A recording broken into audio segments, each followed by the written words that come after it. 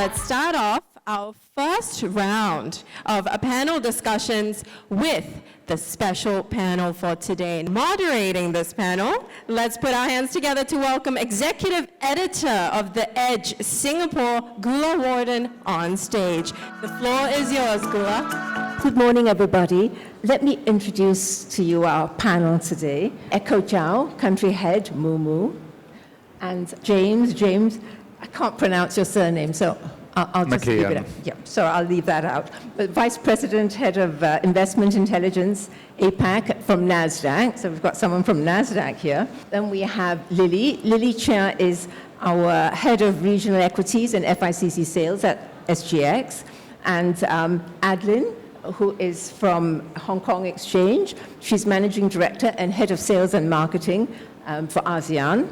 And we have Hiroki-san, a Senior Executive Officer, Equities, ETF Market Development, Financial Literacy Support, and Equities Business Development from JPX. May I start with the ladies first? And the first question goes to Echo. So help us paint a picture of your clients. What are the key markets that your clients are investing in? And what are some of the popular asset classes that they like? Thank you for the question, Gula.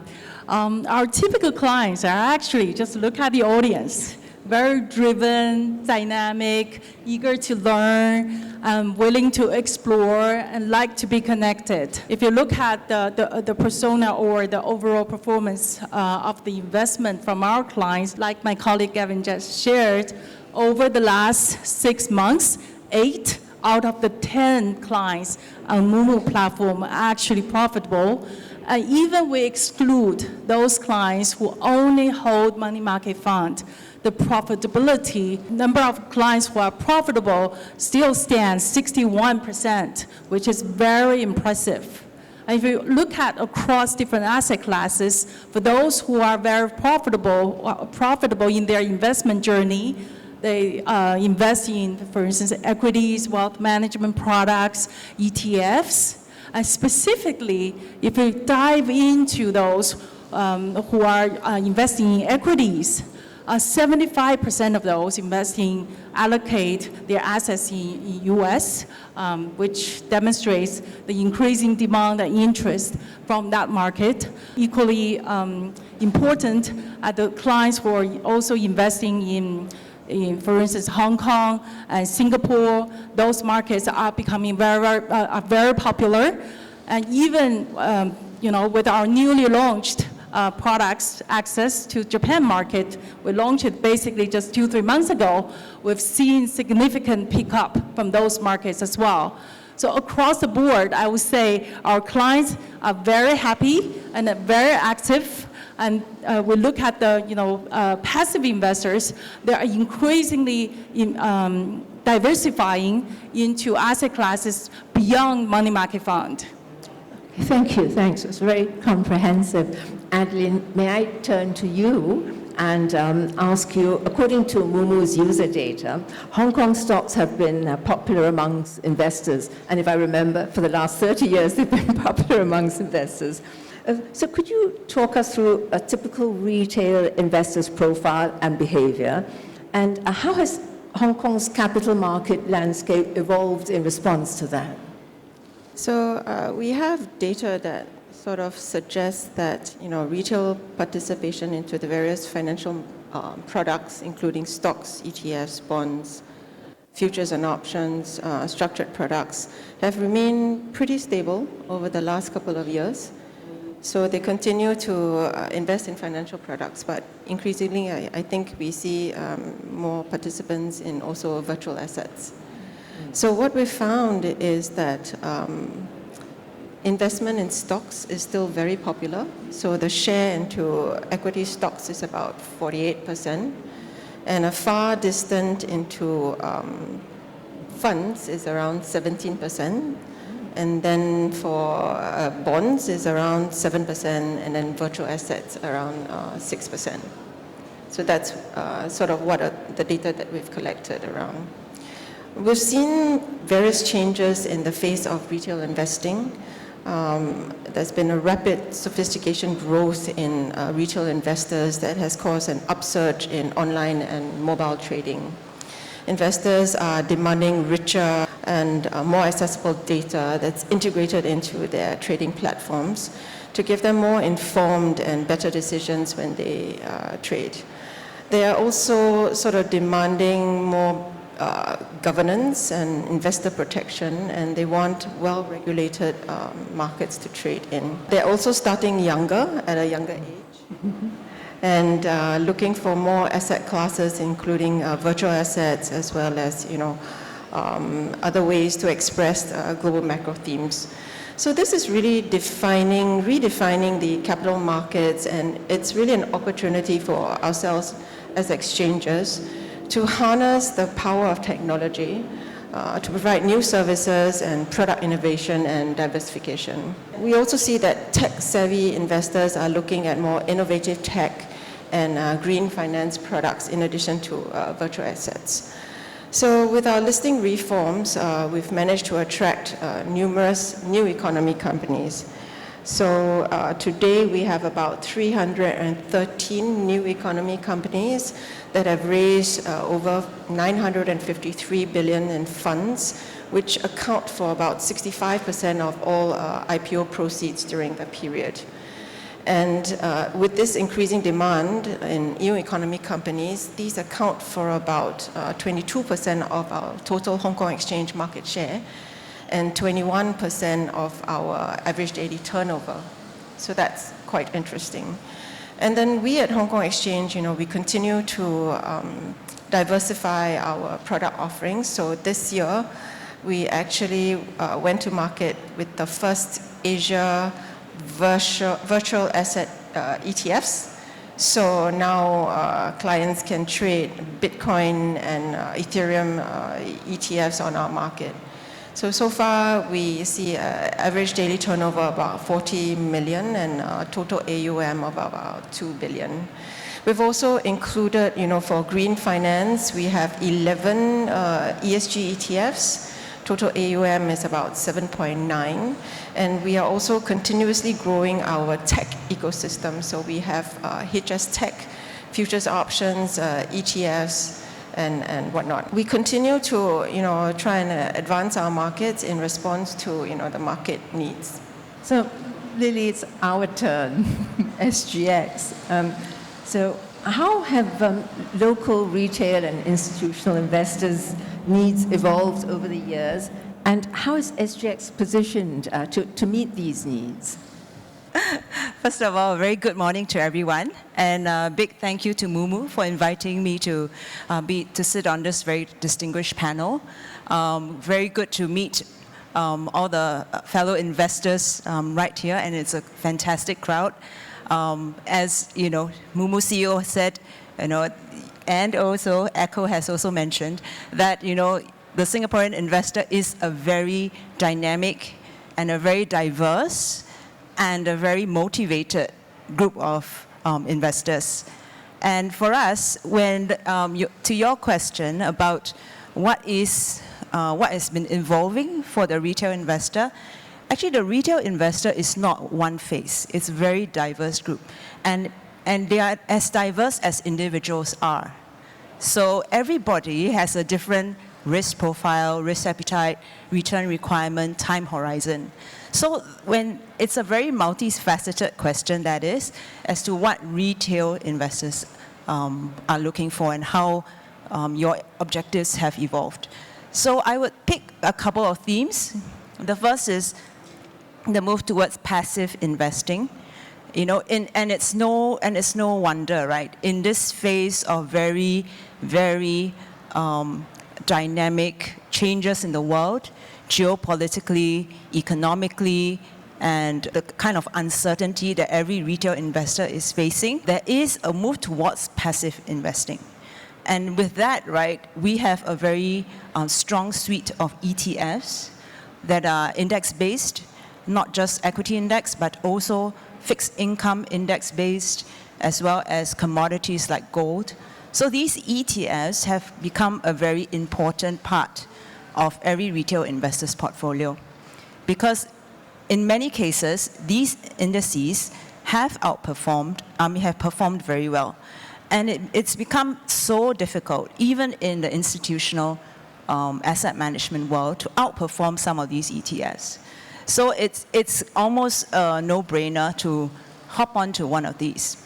So that is one trend. And for us in SGX, we have the biggest ETF market in ASEAN, and with a very diverse range of products across all the different asset classes. Another theme that I'll pick up on is going forward, the interest rates have somewhat peaked, right? And there's been a revived interest in REITs.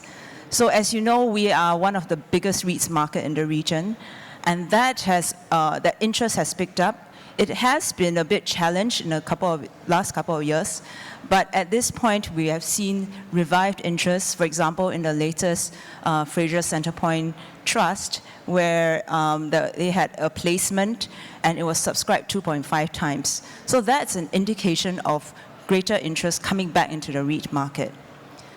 You asked also about institutional investors, and I think institutional investors are interesting or important to retail because it adds to the entire liquidity pool that retail investors are trading in.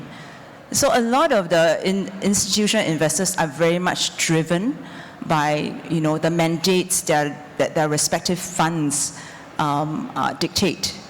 So it is for us in SGX, for institutional investors, our aim is to provide a platform where there is some multiplicity of listed companies that are interesting to them, and also that they can invest very easily and quickly. We also have a derivatives platform that is very popular, especially for a specific segment of the institutional investing community, which is the hedge funds, right? So that has been growing a lot. So we have another, what we call a more institutional market in derivatives, and we trade the Chinese market, the India market, the Taiwan market, and as well as our local market. So for local investors that are interested to go into derivatives in a bigger way, that is also available, and that you have a very deep and wide pool of institutional investors against which it's that diversity of interests and investment objectives makes it a very interesting market as well. Thank you, Lily, for that. Hiroki-san, we have to come to the best performing Asian market this year, the Nikkei 225. We will catch up, Lily, we will catch up. I don't know about Hong Kong, but we've got to catch up with them. Right, so you're up about almost, I think Gerald flashed up 19.75% this year. So is it too high? Has it gone up too much? What should retail investors do you think? Do you think it's a good time for them? And also, what's the outlook for the Japanese market, if you could? Thank you.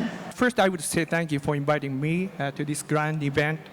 And I would say that I think now is a good timing, not best time for retail investors to invest in Japanese stock market. As she said, that the Nikkei 225 recorded the highest price in March. After that, a little bit declined, but recently recovered, and recent stock price level is almost the highest level. And this week, topics, that is the stock index covers the prime market, almost all the companies of the prime market recorded highest price. So the momentum of the stock market is very, very strong in Japan. And in Japan, there are many companies that expand their business globally, and I believe that there are many familiar Japanese products and services that in your daily life. And with the expansion of such global business activities, corporate profits are increasing, leading to an acceleration in capital investment. And I would say the background of this, and one significant factor contributing to this is all Japan policy push. Under the doubling asset-based income plan by collaborative efforts between the government and the private sector, including the Tokyo Stock Exchange. And I would emphasize two change of Japanese market. First is corporate transformation. We restructured market segment 2 years ago, and last year we requested listed companies to focus on capital efficiency and stock price. By doing so, these initiatives led listed companies to disclose and implement plans such as future growth investment, increasing shareholder returns, and portfolio realignment. Now look at the increase in shareholder returns as an example. Last year, a total of $119 billion was distributed as dividends. This amount is more than double from 10 years ago. And this year, about 900 listed companies are planning to increase their dividends, reaching a record high level. And the second change is the investor transformation triggered by corporate transformation. Looking at the amount of the foreign investors' investment, there has been over $19 billion net buying in the first quarter this year, and this is surpassing the levels seen last year. Since foreign investors' true entry into Japanese stocks is not yet, so we aim to continue promoting and strengthening our efforts. And there is almost no time difference between Southeast Asia and Japan market, so real-time trading is enjoyable. With the Mumu securities well-designed and cutting-edge Apple, enables greater information dissemination on Japanese stocks. So, and we believe this contributes to bring the global retail investors and Japanese stock market. Thank you very much. That's part of that Value Up program that you have, and that Korea has. I think we should have that too, don't you? Okay, aside.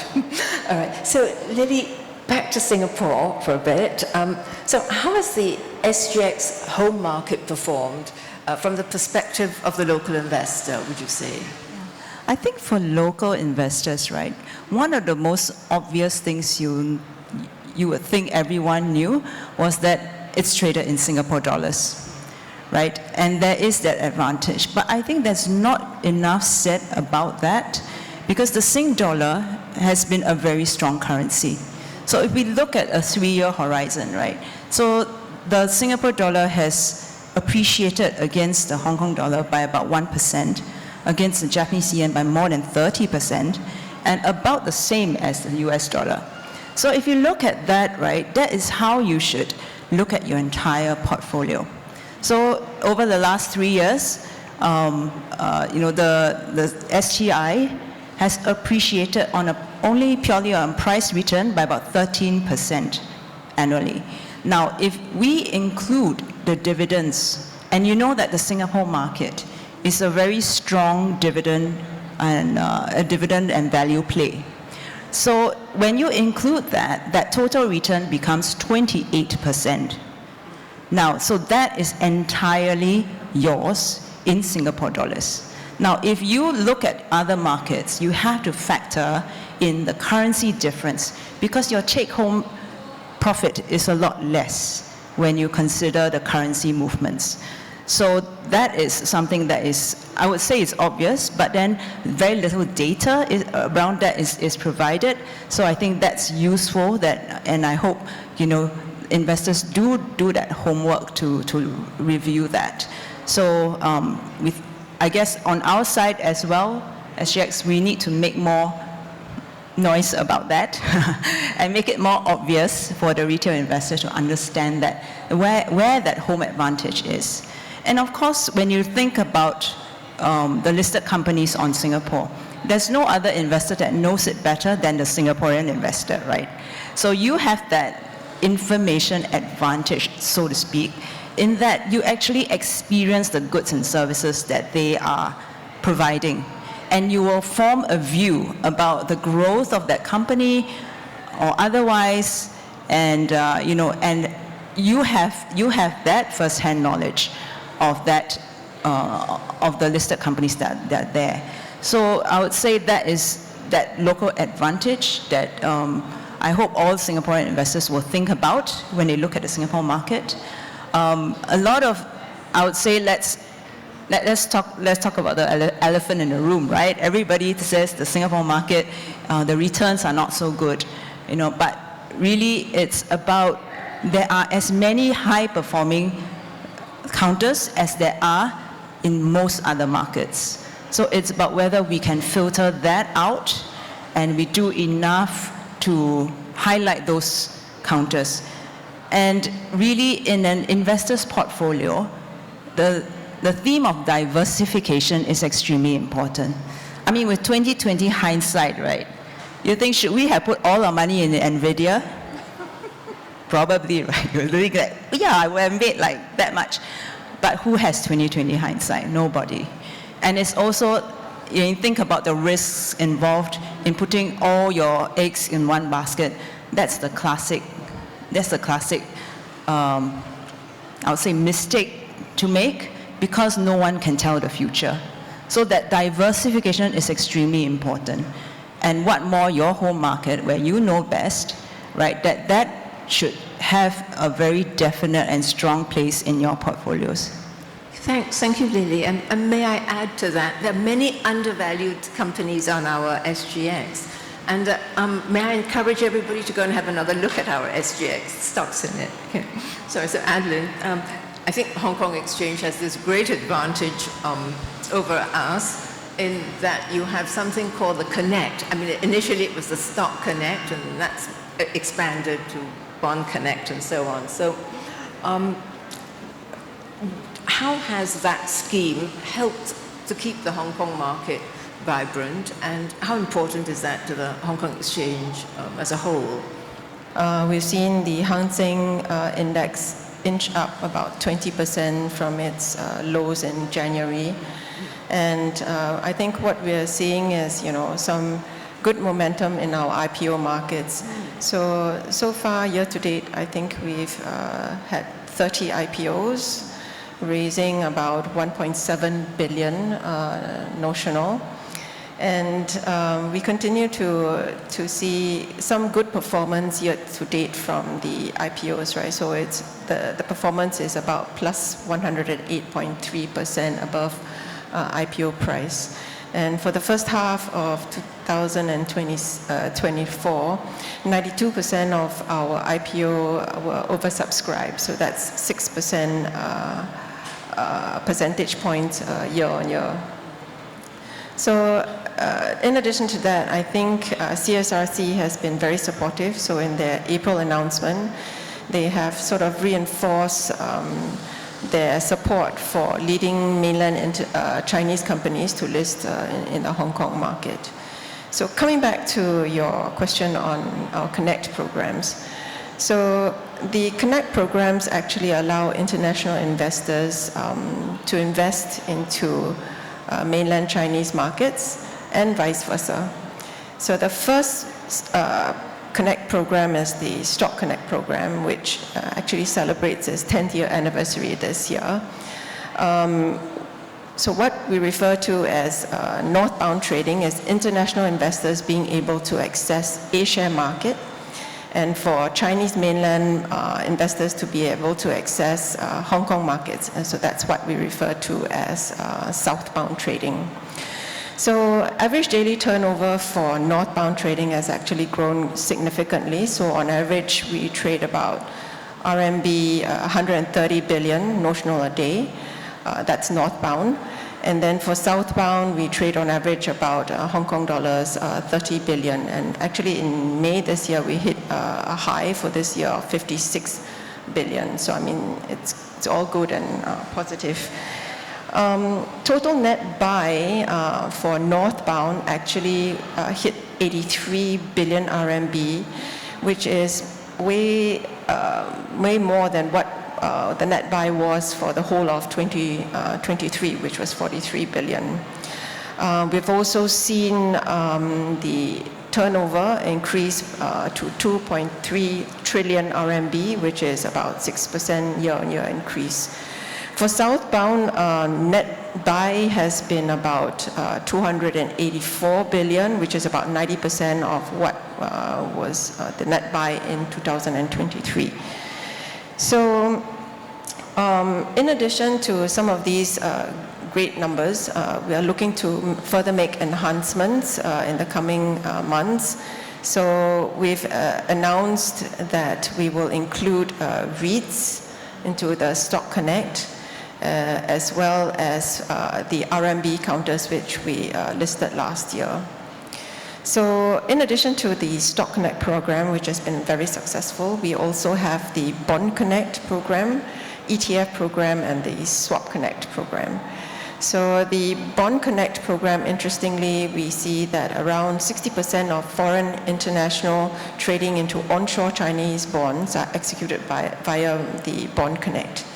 And in July 22, we actually launched ETF Connect, which allows foreign investors to trade into Asia mainland ETFs and vice versa. So today we have about 141 Asia ETFs accessible to foreign investors and about 10 ETFs listed in Hong Kong that are accessible by mainland Chinese investors. In addition to ETF Connect, we also have Swap Connect. That's quite new, so we launched that last year. And this really allows international investors to trade with the onshore Chinese dealers to manage their interest rate swaps. That's a lot. Thanks. Thank you. Sorry, James, thank you very much for waiting so patiently. Yes, okay. So can we look ahead to the second half for a bit? Would you say the second half looks more uncertain than the first half? And how can market data providers such as NASDAQ support investors in building diversified portfolios? Yeah, good morning. Thank you very much for inviting me. It's really great to be here to speak to the Moo community. NASDAQ is an American exchange, but we have a really big presence in Asia. We have offices all over Asia, including here in Singapore, to help educate people about the US markets. And maybe I'll just start telling you a little bit about the US markets. You know, on the subject of diversification, I agreed with a lot of what Lily said, and I think Singapore is a great market, but the eggs in one basket thing, I think you can't predict the future, and that's exactly why we say don't put all your eggs in one basket. It's really important to diversify. The local market is important, but it's also important to look beyond to get those returns. The US is the deepest market in the world. If you add all of the listed companies in the US together, it has a market cap of over $50 trillion. It's absolutely huge. You have the SEC regulating the market, ensuring that investors are protected. You factor in the US dollar. It's the dominant reserve currency. It's performed extremely well. It's extremely resilient. But I think more important than that, think about the innovation in the US market. US companies have so much innovation. You think of Apple, Nvidia, Microsoft, Amazon. Those companies are able to achieve massive growth in the US, and as a result, you as an investor are able to achieve big returns. It's a really important statistic for you to know is that since 2019, retail trading on US stocks has doubled. There's been an absolute boom all around the globe. So how is NASDAQ supporting that? We are working with Mumu to make sure that you've got the absolute best data for the US markets. There's a lot going to happen the rest of this year. There's going to be an election. We don't know who's going to win, but we do know that there's going to be a lot of volatility, a lot of uncertainty. There's uncertainty around interest rates. So faced with that environment, you need to have the best data, follow the best data, and our total view information, the data that we provide to you through Mumu, gives you the best view of the market and gives you that competitive edge. Thanks, thank you. So could I just come back to Lily for a short while on the subject of digitalization? How has digitalization helped to make SGX products more accessible to investors in Singapore and the wider ASEAN region? Now, on digitalization, I think that's something that has taken over most markets. And I think especially for retail investors, the tools that are available to all retail investors are phenomenal these days. As you had seen during Mumu CEO's presentation, I mean, things that used to be available only professionally to professional traders are now available to retail investors at your fingertips. So I think it is, it's unprecedented, and it will continue to be so. Now the question is, how many people understand these, all these tools that are available to you? Ultimately, it comes down to research. Research is something information that you need in as far as understanding the companies that you're investing in. So that's something that we put a lot of emphasis on. So we've had a very strong and enduring program with MAS on providing research for the mid to small cap companies. So that's available to all investors on our website. So that is something that is intuitive and is interesting for a retail investor, right? Of course, there are those that are quant trading type retail investors that purely move on data, and those tools will make the most sense.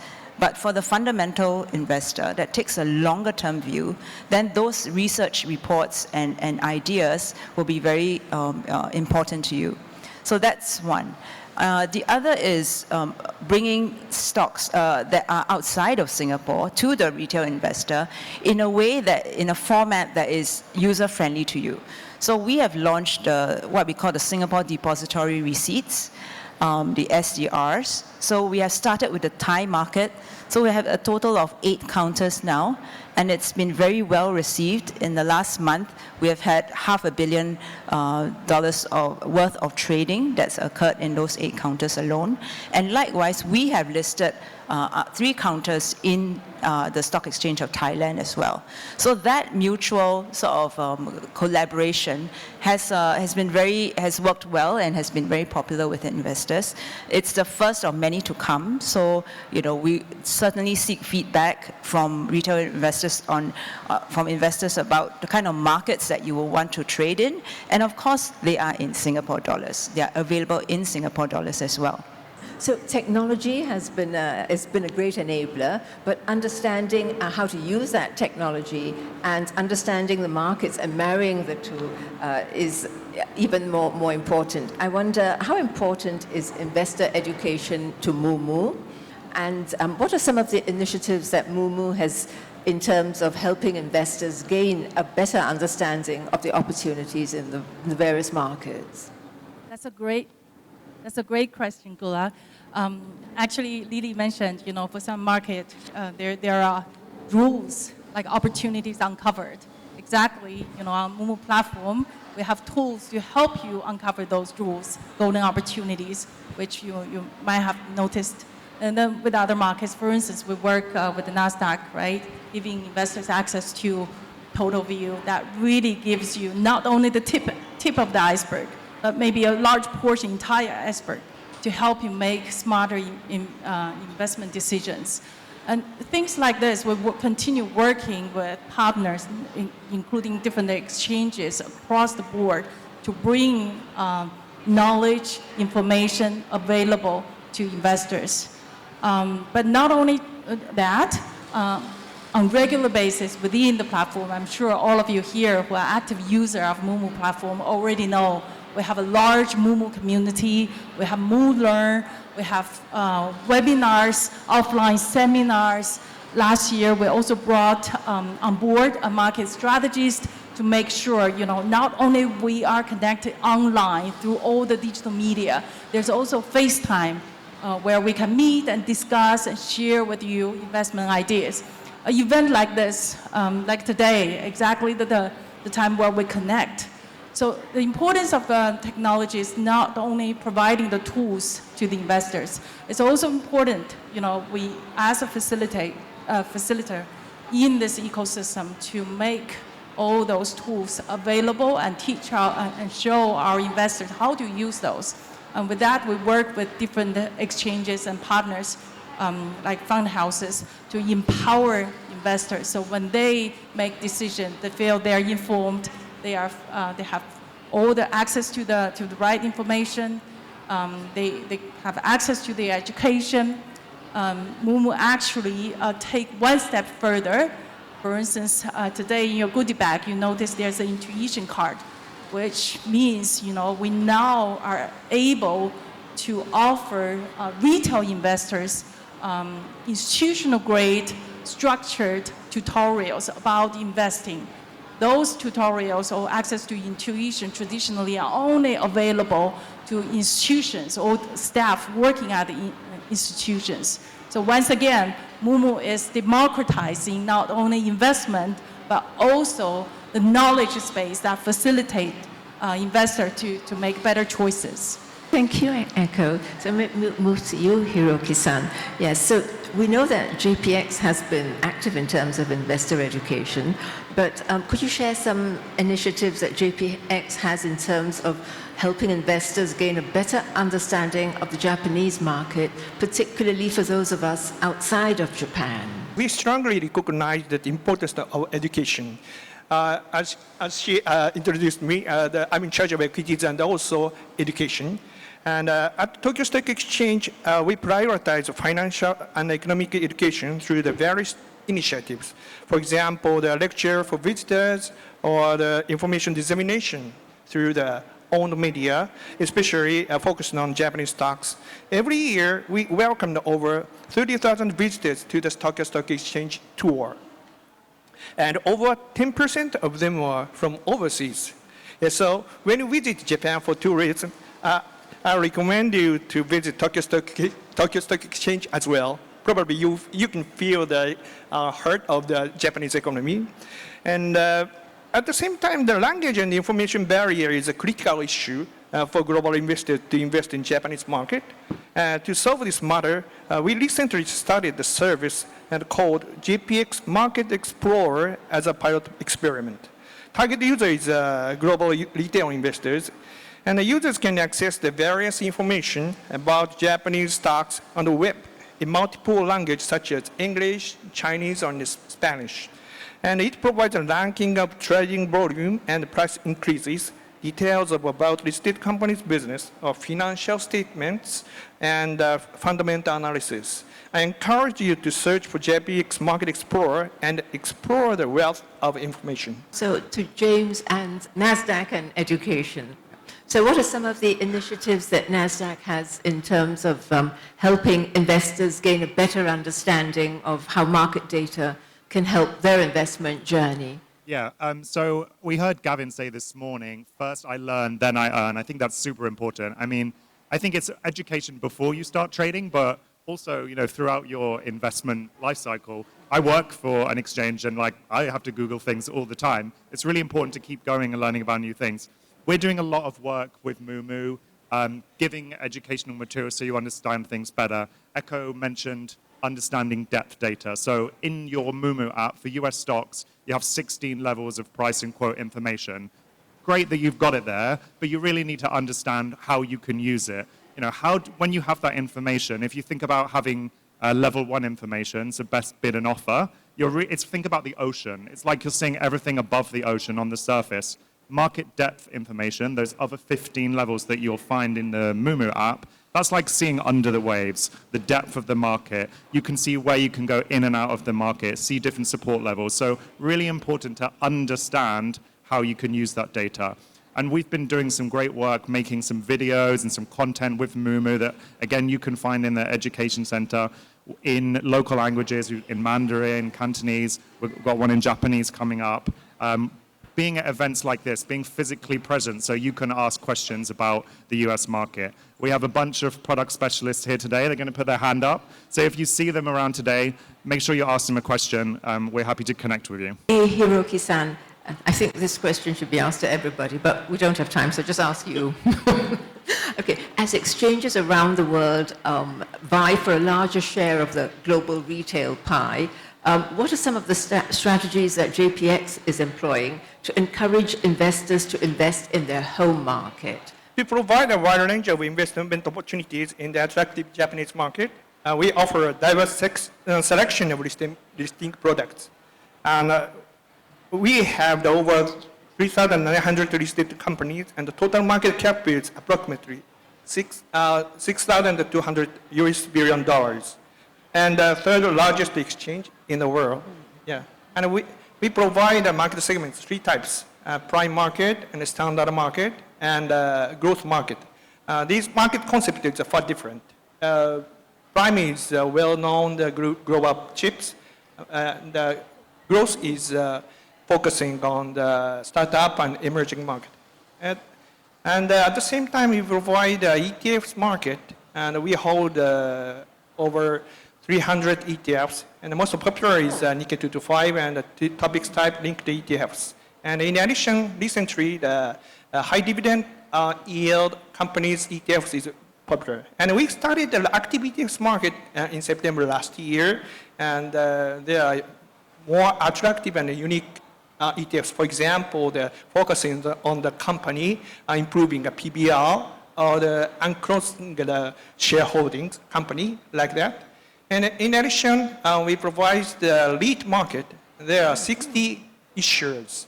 And there are a variety of the products. For example, they're focusing on the hotels or the office buildings, logistics facilities, or the commercial facilities.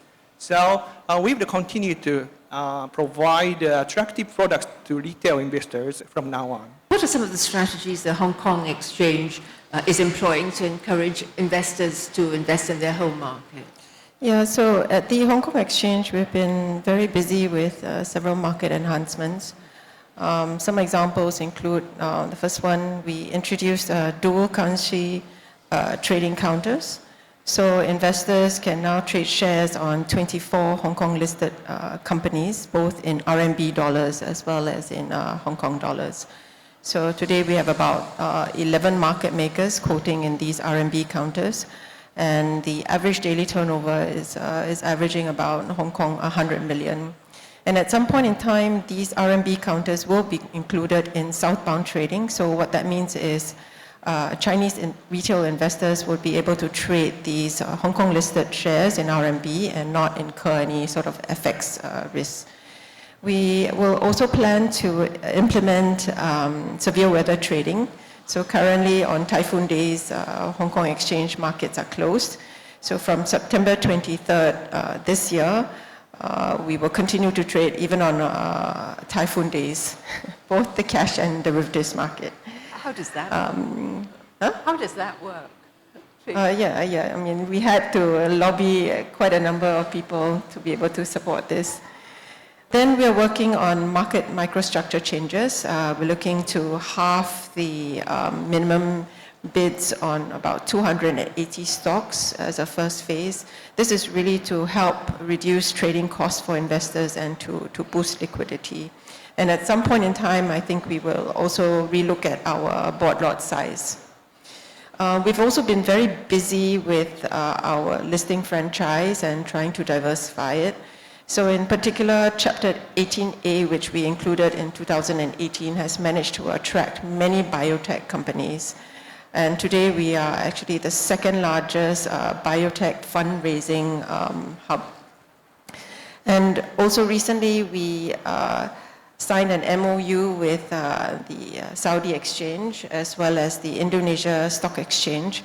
And we have actually included these two exchanges into our list of recognized exchanges so that primary listed companies on these exchanges can list on the Hong Kong Exchange. We've also been very busy with diversifying and broadening our derivatives product suite. So together with our flagship products like the Hang Seng and the HSCI futures, we have included MSCI futures as well as the newer HS Tech futures, which have continued to reach new highs. So on average, we trade about 1.5 million contracts a day. And in response to increasing demand for shorter data options, we will be listing single stock weekly options as well as Hang Seng Tech weekly options. I'm going to talk about our ETFs. Carry on. So a few more minutes. We have about 190 ETFs with total AUM about 416 billion. Average daily turnover cumulative is about 13 billion, covering a wide range, same as SGX, covering a wide range including emerging markets, ASEAN, ESG, tech-related, and more recently I mentioned that we introduced the virtual asset ETFs. And last year we launched Asia's first Saudi Arabia ETF, which at the point of inception started to trade with an AUM of 1 billion. Our structured product market is actually one of the largest in terms of turnover. In fact, it's been 17 consecutive years that we are the largest market. So we are a very vibrant market offering derivatives warrants on local, overseas stocks and indices, currencies, and commodities. Derivatives warrants trade on average about 5.8 billion Hong Kong dollars a day. And the more popular callable bull and bears, or CBBCs, actually trade on average about 6.3 billion notional every day. And from last year, we started to add US single stock. So now retail investors are able to trade single stock US derivatives warrants on Apple and Tesla and also Google. Today we have about 19 warrants issuers supporting this market, and we continue to enhance our derivatives warrants. We've also been making quite a bit of enhancements on the corporate governance side as well as market protection for investors. In 2013, we actually introduced ESG disclosure requirements. In 2016, we actually mandated our 2,600 over listcos to make sure that they report ESG every year, some sort of report. And in 2022, we upgraded our corporate governance board to end single gender boards by 2024. Lastly, on the technology front, I think... Last point. Okay. We are committed to sort of build a healthy market ecosystem that leverages more mobile and agile, digitalized technology to make sure that our market continues to be efficient and resilient. So last year we launched Synapse, which runs on DAML smart contracts, which will help post-settlement of Stock Connect trades and to reduce instances of failed settlements. We also introduced Fini, which is a digital platform that would help the settlement of IPOs to reduce the time gap between IPO pricing and trading. Okay, thanks. Thank you very much. I think I'm going to grab her notes at the end of this. So I have to let James have the last word, but in 1 minute, and Yes. only if you say something positive for our Singapore exchange. Okay, I will say something positive. So final things on For the the US market. Singapore exchange. Okay. I love the Singapore exchange. Plenty to keep an eye on the US markets. You have the election coming up, like I said, so there'll be volatility around that. But think about how the US market's performing. The NASDAQ composite's up over 20% this year. It's fantastic. IPOs, we've had 66 IPOs in the first half of this year, including lots of international companies. Haidilao, the hot pot company. We've had Webtoon, the animation production company out of Korea. So there'll be lots more of that coming. And we're looking forward to lots of great continuation with Mumu, providing you good educational content on the US markets. All right. I think Lily wants to have, because she's from the SGX, she's got to have the word. Yeah, I think the home exchange must have the last word, right? All right. Thank you, Gula. Just bear with me. I mean, I think there's been quite a bit of talk. I mean, one of the questions that we had prepped for was quite a lot of articles in the news about how the Singapore stock market can be made more vibrant. So I have been in the exchange for 20 years now. And so I've seen the stock market in its various forms over this time. And I'm so hopeful this time because there's a greater recognition this time round that it is a whole ecosystem effort to make the market work well and work better as a fundraising platform, as a trading and investment platform.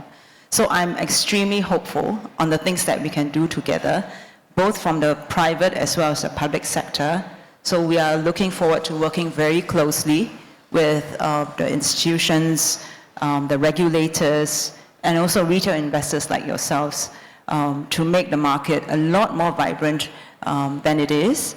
And of course, because there's so much more that can be done, and there's, and it is indeed a collective effort.